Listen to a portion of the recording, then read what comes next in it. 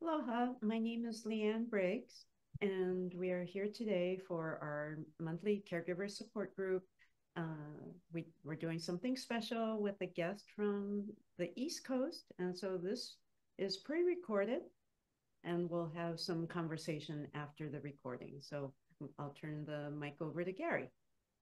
Well, I'm glad you all can join us. And Leanne, thank you. And Leanne, welcome. We have Thank two. you. Isn't that great? Leanne Clark-Shirley, Dr. Leanne Clark-Shirley, is ASA's president and CEO.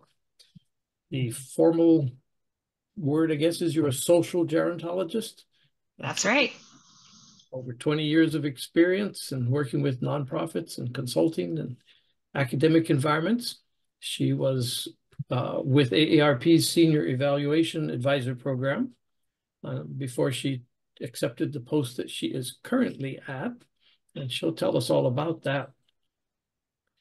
I first met Leanne when she was here going to the University of Hawaii, so quite a long time, and I have sort of followed her across the nation, and I'm so excited to see the things that she's been involved with. Leanne's been really generous with her knowledge and her information, and she's able to share that with others in a really clear and usable manner. So we are so delighted to have you on this program. And I'm going to let Leanne Briggs pose some questions, and then I'm going to mute myself unless I need to say something. Thank you, Gary. Well, first, we are just thrilled that somebody from Hawaii is now on the national stage. So, can you just give a little timeline about how you went from the Caregiver Foundation board and your work here at the University of Hawaii, and now you're CEO of a national organization? Yeah, no one is more surprised than I am about how this has turned out. So it's been an exciting when I think about it, I first came to Hawaii in 2010. So that was 14 years ago, which is unbelievable to say. I was still in graduate school then. I was working on my PhD in gerontology and came over. My husband took a job at Queen's Hospital. And so I got connected with some of the local gerontology and aging folks, met Christy Nishida and, some other familiar faces and names in Hawaii, and ended up with a really great research position at the Center on Aging at UH, which was fantastic. And Gary, I can't remember how we met, but I remember meeting you in Starbucks at Kahala Mall. I do remember that, but I don't remember, like you, what preceded that. Me neither, but I'm glad it happened. Very grateful. Yeah, and so since then, I finished, my PhD. Um, we sadly had to move back to the mainland, to Baltimore. I was busy working at doing some policy research for the federal government. We were contractors to the federal government. So I've had some really great experiences working with Medicare and Medicaid program, the Administration for Community Living, which runs our nation's aging network, including caregiving support, caregiver supports. Went to AARP for a couple of years, and now I'm at the American Society on Aging, which is the nation's largest association of people that work with and on behalf of older people. And I've been a member of ASA since I was a kid, I like to say, for over 22 years now. And so when a job came up 3 years ago, I took it. And now here I am as of January 1st in the president and CEO role, and couldn't be happier to be a part of it and to be just working with all of our incredible members and having conversations like this one and doing what I can to make aging a better experience. Wow. Yeah.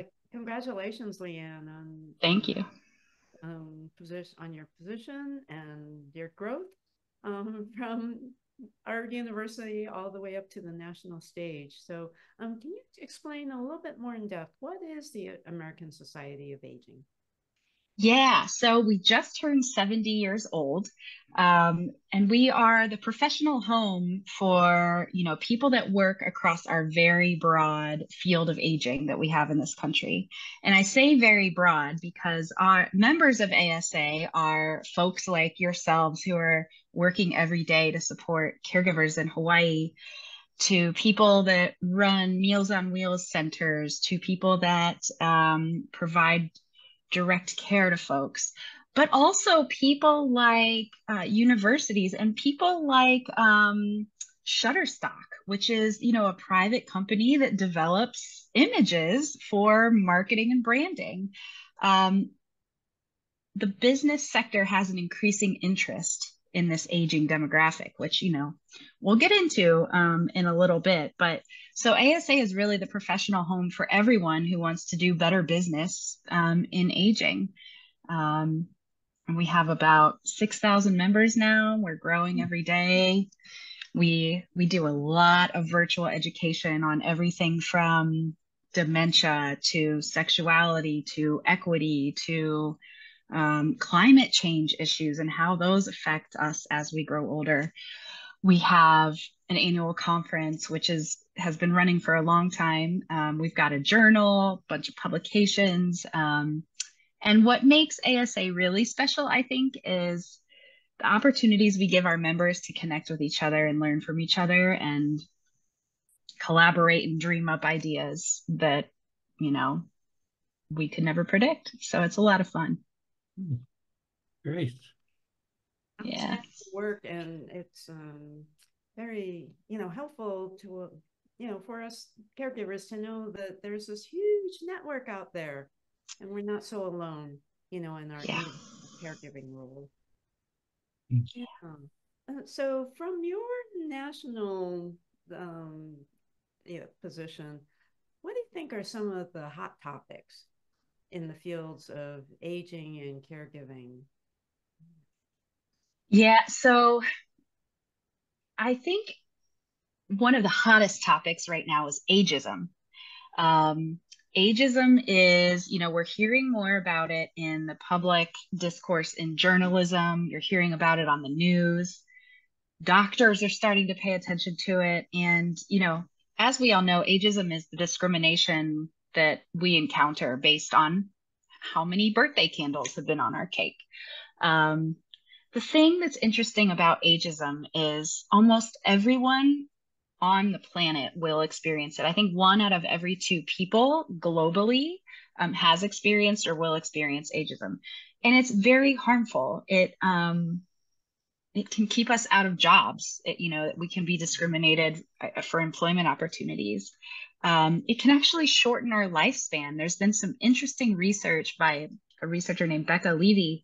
She found that people that felt better about their aging experience and that, embraced aging lived 7.5 years longer than people who tried to avoid it or feared it, or, that's a big deal. That's almost 8 years. The other thing that ageism does that's really important and relevant for this conversation is it can make us sicker. And that can happen in a couple ways. If we feel, if we say, oh, I'm starting to forget things. Well, it's fine. I'm just getting old. Or, oh, I've got aches and pains, or my chest is tighter. I'm just getting old. We do that to ourselves. Sometimes physicians and other health providers do that to us and say, well, no, we're not going to treat you. You're just getting old. That can add up, and that can lead to ignored medical problems that then grow into something, bigger and more expensive and more devastating. There's real harm when it comes to negative beliefs about our own aging. So that's definitely a hot topic. I think because more of us are living longer, people are all amped up about this and want to talk about ageism and want to talk about how to end ageism. So I think that's really exciting. Are there any other hot topics?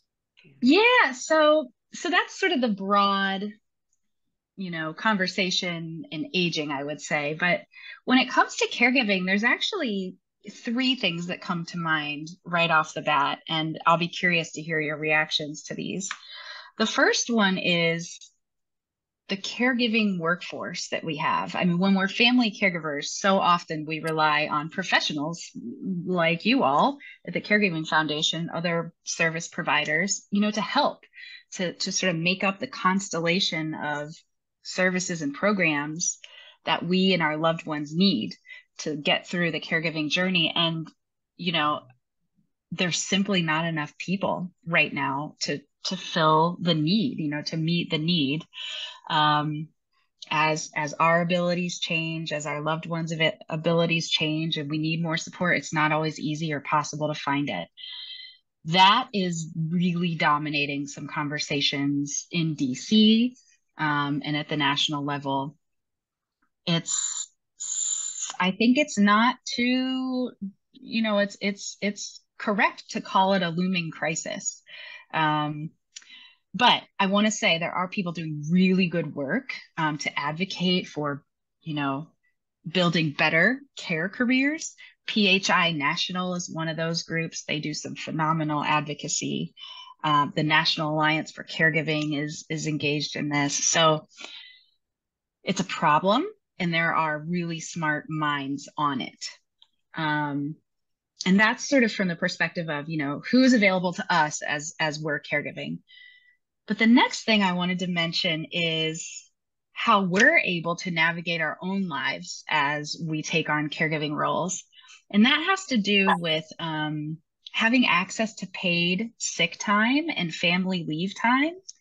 That's another big conversation at the national level right now. Not all of us can call out sick and still get paid for that. Not all of us can take a couple weeks off to provide care. While I worked at AARP, I was very lucky. They offered every year you had up to 80 hours of time that you could use to provide care to, you know, a family member or a loved one. That is sadly nowhere near the norm. And as more of us take on caregiving responsibilities, that's really a conversation that needs to be had. There's a wonderful organization in DC. They're a local, they're a coalition. They're a group of advocates that form coalitions in states and at the national level called Family Values at Work. If you're interested in looking them up, they're on the Hill in DC every day saying people need paid sick time and paid family leave time to take care of our families and ourselves. So that's the second one. And the third thing I wanted to mention, I don't know how many people are aware of this, but just a couple years ago in 2022, something called the National Strategy to Support Family Caregivers was released. It was released by the federal government, namely the Administration for Community Living, which again runs our aging network. And it's a beast. Let me just start by saying it is a very long document. There are over 300 recommended actions that what's beautiful about it is there are actions that the federal government could take, state governments can take, local governments, mayors, counties, even private organizations can take to really move the needle and support caregivers. So it might be worth, you know, if you all are interested, it might be worth, you know, doing a deep dive into that report. It's organized into 5 pillars and, you know, everything from engaging caregivers to more effective communication to better funding, better data. But it's kind of neat. There's some neat recommendations in there about what religious groups might be able to do, what homeowners associations might be able to do, just engaging in your neighborhood and who's caregiving in your community. What can you do as an HOA to bring in maybe a service that you hadn't thought of before? So the point is, at the federal level, there is this big national strategy. I encourage everyone to at least look it up online, and I can share the link and find, you know, just peruse and see if something catches your eye. Call your elected officials, ask them what they know about it. So there's a lot going on. There's a lot going on. Yeah, that's all very exciting and something that we out in the Pacific aren't always aware of. So I wanted to bring Gary into the conversation, but what Leanne had spoken about ageism, and then the three hot topics, the caregiving workforce, paid sick leave and family leave, and then the national strategy to support caregivers. Are these topics of interest in Hawaii? Do you find that families are running into these situations and have needs? If you could talk about Hawaii. Definitely, the families here are running into the similar situations. One of the things that I've heard quite a bit about lately is people who have to give up working to provide care are then, when they need to retire, they have no Social Security to speak of to retire on.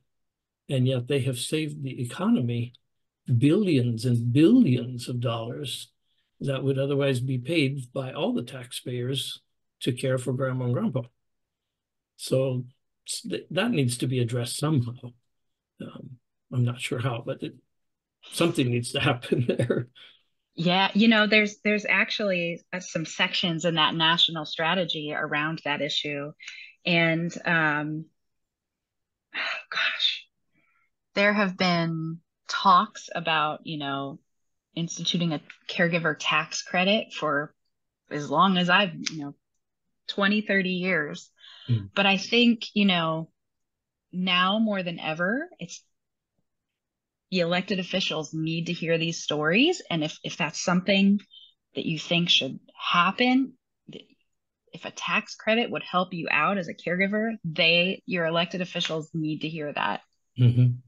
Now, when it comes to ageism, it's so pervasive that we don't even recognize that it's happening. And if we look at our own language, referring to ourselves or referring to our parents or, the Hanai granddad down the street, we do it too. Because in our mind, you get old, and unfortunately, society looks at getting old as a lowering of value. Absolutely. And especially I guess in the US, it's probably the worst place for that. Other countries are managing to create scenarios that recognize the value, and not just the value, but what people have given. Yeah. That we benefit from. So the people with dementia who no longer remember that they used to design bridges, they still should be recognized for it and appreciated for what they have given us. But I think in Hawaii, the media has done a better job in this area, primarily because our newscasters have had to quit and become caregivers. So there's a personal story involved in that. We just lost a person who was very prominent in the news industry, Emmy Timimbong, and she passed away. But she had retired. She had gone home to take care of mom for a long time. And you see this in the entertainment world here in Hawaii. Maybe it's that we do quit and go home more visibly than perhaps other places. And that's in spite of our being an economy that cannot afford for people not to be able to work. Yeah. Both as an economy and as individuals. So it's so true. And there are things we can do in the workplace to make it so that it's not a binary. Do you keep working or do you have to quit working? I mean, there are flexible schedules. There are sabbaticals, to let people have paid or unpaid time off to do what they need to do and then come back. We treat everything like it has to be all of this or all of this, but right. There's so much middle ground there. There's an organization that has quite a membership here in Hawaii and on the West Coast called the Amazing Care Network. Mm. Their focus is on companies providing some sort of support for the caregivers, at least allowing them to form networks within the company to pass resources around. And so we've really been kind of a fan of the Amazing Care Network. They're a great I'll group. have to look, I'll have to look them up. Yeah, they're a good one to look up. Yeah. Taking a step back in the broader picture, what do you think aging looks like in the future, Leanne? Well, when I think about aging in the future, I think about what's happening today actually, because, we are all future older people. No matter how old we are today, we're all future older people, if we're, lucky. Um, and, so I think about what's happening in our families and our communities and our society today that will shape our own aging experience. And what stands out to me again is this, we're paying attention and talking about aging more than ever, which I think is great. We've been making sort of gains in longevity at a national level, which is great, but we've seen those kind of roll back. Obesity is shortening life expectancy. Certainly the pandemic played a big role in that. And to me, it all comes down to this notion that yes, we've made gains in longevity, but longevity is not available to all of us. Um, if you are a person of color, if you are, living in an area with a lot of pollution, if you are living in a very rural area, automatically your chances at longevity go down a little bit, all else being equal. So that's something ASA is really trying to work on. But, so I think, aging in the future, it all comes down to how are each of us going to shape the future? How are we going to stand up and tell our stories and advocate for what we need? How are we going to tell the business community to interact with us, to market to us as we grow older? How are we going to take care of ourselves? How are we going to advocate for better policy? We sort of hold the key to aging. And then I just want to mention artificial intelligence. I think that'll definitely play a role in all of this. I can't predict how or what, but can't ignore it. That's an area that is just going to be amazing to watch develop. It's a little frightening at times when you realize the capacity that AI has. Truly. It's mind-boggling. But It when is I look at the mind-boggling. future of aging, I have dreams more than anything else. Dreams of communities where you can age and there's support, but there's not just one building of old people. It's a community still. Sort of going back to what I grew up with, where I grew up in a community where there were old people and there were young people and everything in between. And everybody interacted. And if the lady down the street couldn't mow her lawn, somebody else did. So Yep. if we can get back to a feeling of community, I think a lot of aging issues would be addressed a lot faster. I think so too. And I don't think that's such a wild dream. And in fact, Hawaii tends to do that better than any other state Yes. I've lived in. It's funny. It's like we wake up on our 65th birthday and the world treats us different. The world is like, okay, now you're old. I'm going to, look at you different and talk about you differently. And you're going to qualify for programs. It's like, well, I don't know. It's just another day. I'm still the same person. I still have dreams. I still have needs. I have wants. I'm still a member of a family. I'm still a member of a community. I might still work. Maybe I want to go get a new job. Maybe I want to start a business. But that kind of gets taken away from us a little bit. But it's not, but it shouldn't stop any of us from just leaning into our full humanity. And yeah, you said it, Gary, community. Yeah. It's all about community. Yeah. Well, we'll do it. Yeah.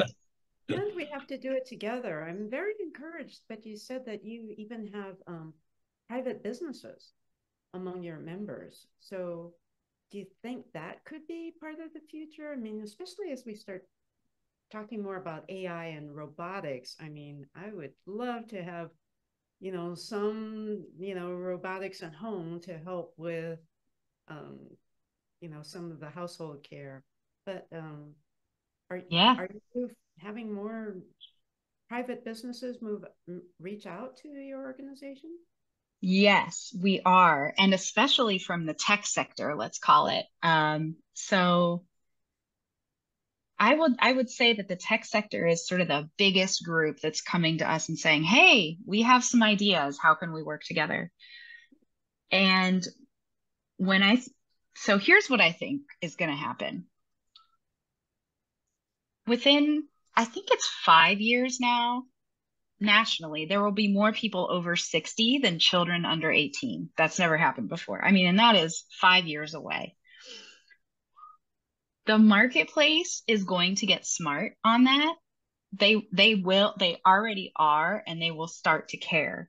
The question is, will they do it right? Will they do it in a way that centers us as humans, or will they like box us in as, old people? So again, it's sort of up to us to, when the tech companies come to us, what we say is, here, let me put you together with this person who works every day at a senior center. Talk to them about talking to the people that they work with. If you're building some piece of tech, make sure it's working for the people that you're designing for. I mean, that's the basic. And a lot of times that's a novel idea. And they go, oh, okay. Well, I designed this based on what my grandpa wanted. Okay, that's great for your grandpa, but there's a huge range of needs and wants and desires and abilities out there. So it's going to happen. Businesses are starting and will continue to care. The question is, what can we do to shape that into something that's appealing to us and what we need and what our families need? It's always amazing to me that the tech sector has not figured out that people lose eyesight as they age sometimes, and they continue to make black buttons on black boxes, when a simple white or bright yellow button would solve so many people's problems. Yeah. And I'm 44. That would help me. Yeah. It's like, it's part of this is just about, appreciating the range in the human existence and experience. We're not all alike, but for some reason, when people think about designing for, older adults, it's like, oh yeah, older adults are this one thing and they're all the same. Not true. Not true. It'll be interesting to see which of our large publicly traded companies suddenly realize there's a ton of money to be made. It's going to happen. Look at us. What do they keep saying? My generation is inheriting the greatest wealth that the nation has ever seen. So we're likely to have disposable income. And if we see something that would make our lives better or easier, we're likely to buy it. Yep. So that's exactly right. So how are they gonna present you with that opportunity? And will they do it in a way that is appealing or in a way that's off-putting? Yeah. Yeah. Yeah, Leanne, I like, and you've said this several times in several different ways. It's the future is really up to us. Our own individual aging experience and the marketplace, etc. So I have one more question, and then I'm going to ask Gary to wrap up our conversation. So, do you have any words of encouragement for our caregivers?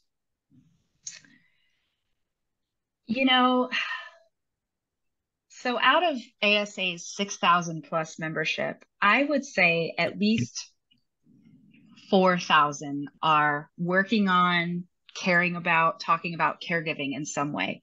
There are so many minds, so many brains, so much energy around caregiving. So, when you said earlier, Leanne, it's good to know that we're not alone. Caregiving feels so isolating and you can feel like you're so alone.